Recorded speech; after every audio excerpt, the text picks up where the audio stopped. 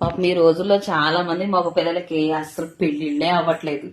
అసలు దరిద్రం ఏంటో నాకు అర్థం కావట్లేదు. గాని కుదురుగా ఉండి బరువు బాధ్యతలు తెలిసి సంసార పక్షంగా ఉండి లక్షణంగా ఎలాంటి అలవాట్లు లేకుండా ఉన్న కుర్రోళ్ళకి అసలు సంబంధాలే రావట్లేదు.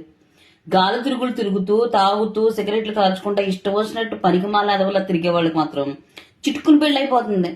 సంబంధాలు కూడా ఆడకే వస్తున్నాయి.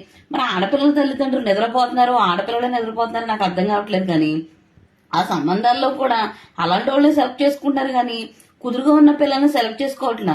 అందం అందం అందం అని చూసుకుంటున్నారు. అందం కూడి పెడతదా? అందం జీవితకాలం ఉంటదా? నాకు తెలియకడుగుతాను.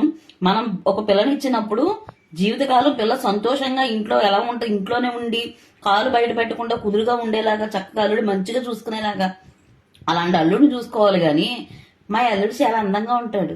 అల్లుడు అందంగా ఉంటే సుఖం ఉంది. నీ కుదురు సుఖం లేదు కదా అక్కడ.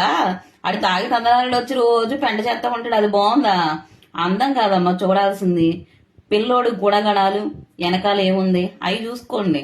అది మానేసి పిల్లోడు అందంగా ఉన్నాడు, పెళ్ళైతే ఆడే మారుతారు. పెళ్ళైతే పెళ్లికి ముందు మారిన పరిమాణాడు పెళ్ళయ్యాక ఎక్కడ మారుతాడు? నూటుకో కోటుకో ఉంటారు అలా మారేవాళ్ళు.